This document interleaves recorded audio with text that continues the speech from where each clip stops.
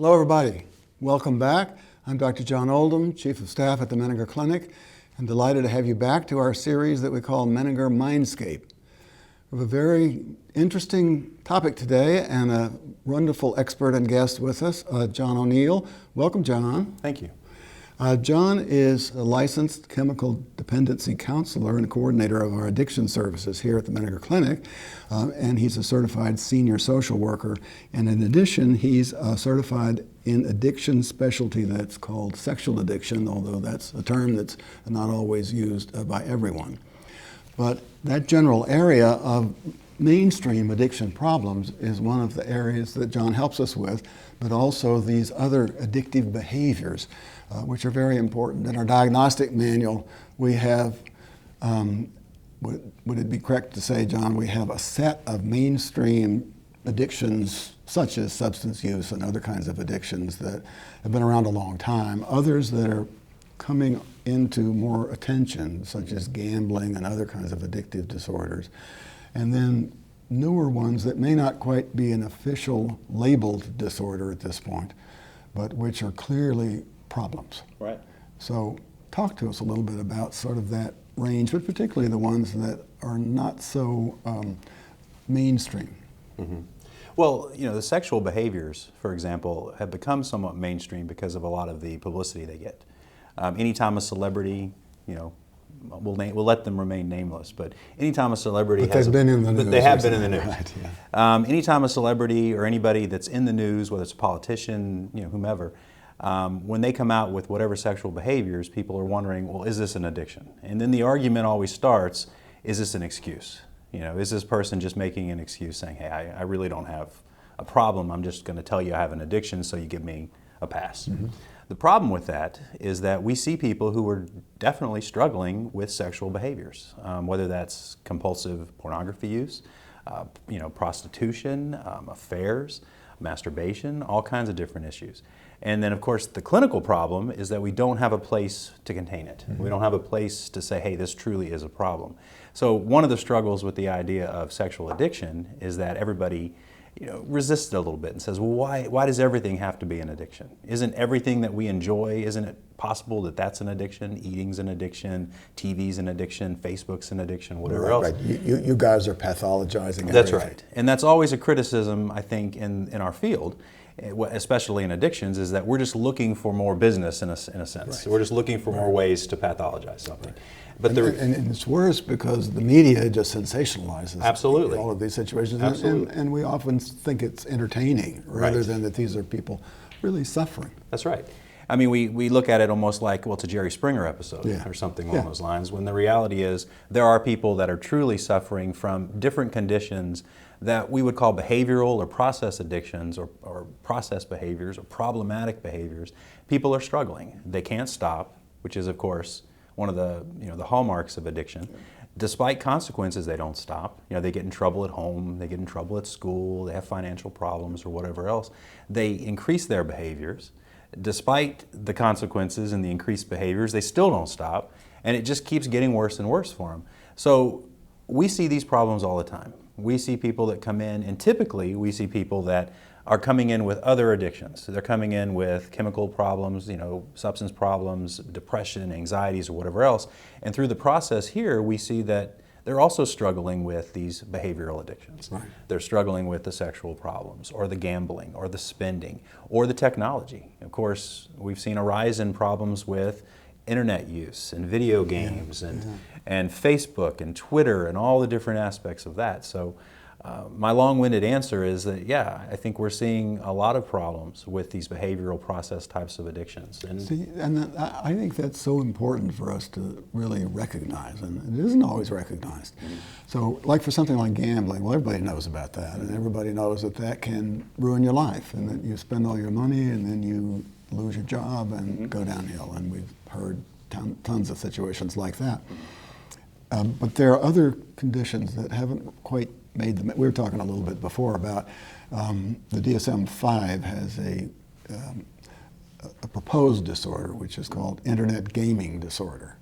In the discussions in the APA, I was part of that. I suggested it be called internet use disorder because I think that's where there are, new problems that are becoming more and more visible because of the technology.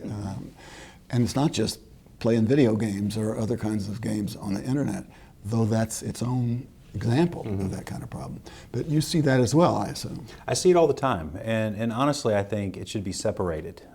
There's definitely a video gaming problem that some people struggle with, and then there's also the internet problem that some people struggle with. Oh, well, that's interesting. So you think those really are both real but different? I think they're very different because there's gaming online and offline. There's PlayStations and Xboxes, and then there's the computer games, and then there's the internet.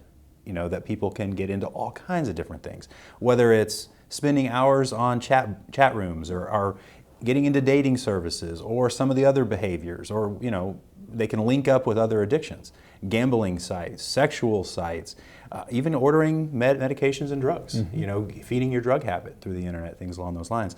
But I do see them as two separate things, two separate entities and two separate problems. But much like the sexual behaviors or the drug problems or any of the other things, we see the same patterns.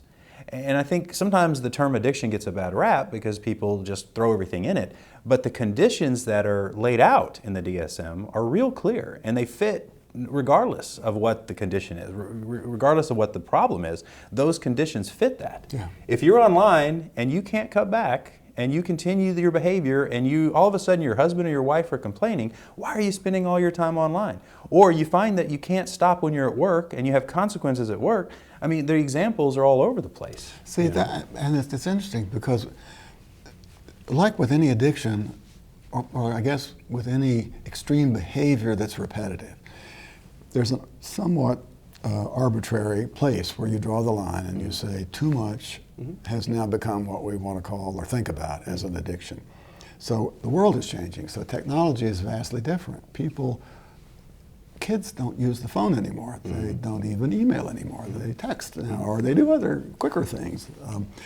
So you see the common spread of this kind of technology, but not necessarily at all that this is addictive behavior. It's just changing behavior and patterns of behavior. Right. But with all of those, there can be the can't quit place. Right. John, I look at it like there's a difference between going to the extreme of saying it's an addiction and a problem. And I think the example of technology is a good one. There are people who have problems with texting. There are people that have problems with not being able to put their phone down.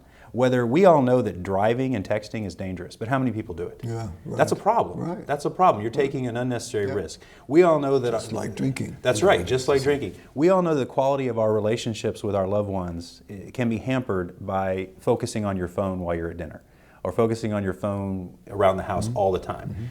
I was out at dinner not too long ago, and I looked over at a table. There was a family of 5, and all 5 of them were in their phones. They were having a dinner with everybody but the 5 people that were sitting at the table, right? Yeah. That's a problem. Yeah, it doesn't have to necessarily go to the extreme. And again, that's sometimes where the media goes is, oh, it's an addiction, it's this. It doesn't have to be. And I think that's an important aspect of addiction, is understanding that it's not always an addiction, that it's just a problem. And we still need to address it, and we still need to help people make adjustments and everything else, but we don't necessarily need to classify it. As such. Yep. We can classify it as a problematic behavior. We can classify it, the term I've used for years for the whole internet and texting is overload, technology overload. That's nice. That we get overloaded nice. by the technology, and we forget to have our relationships, and we forget how to engage in that way. I run into that all the time. Yeah. And especially in couples therapy, where there's constant complaints about, well, you're never really here. What do you mean I'm sitting next to you on the couch? Well, you're not really here. You're on your phone, you're on your laptop, you're paying attention to everything but me. Yep. Okay.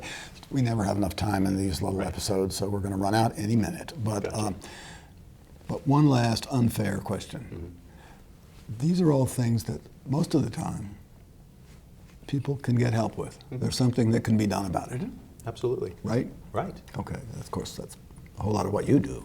And sure. You help us help people with this, and you do that also in your own practice. The trouble is identifying it and helping people recognize that it is beyond that threshold, and it is at the too much extreme. Because a lot of times people really don't accept that. Is that fair to say? It's very fair to say. I mean, we do things because they feel good to us. And when they feel good to us, we don't want to stop. And so when someone says, hey, you might want to look at that, we don't want to look at it. Yeah. It's just a natural reaction that we have. It's like if I said to most people who drink coffee, don't have coffee tomorrow. Most people would go, I'm going to have coffee tomorrow. Me too. That's right. That's right. I'm having coffee. So my point is, though, that you have to be able to say, hey, is there a way to reduce? Is there a way to develop a healthier pattern with this? And what's different between a lot of the process addictions and behavioral addictions and substances is that with substances, we talk about abstinence. We talk about no longer using cocaine. You can't do a little crack. You know what I mean? It doesn't work. Yeah, right. When we talk about sex and we talk about technology and we talk about spending and we talk about the internet, we appreciate that there's going to need to be, for most people, some level of use. So a huge part of treatment is developing healthy patterns, healthy understanding, so that people aren't going to that extreme anymore, which is a very key difference between that and substance use. Yeah, right. Well, God, I wish we had more time. This is really interesting, but we really appreciate the help you give to many, many patients who are suffering from these kinds of addictions. And thank you for joining us today. Thank you. Appreciate it. And thank you all for joining us again, and we look forward to seeing you back next time.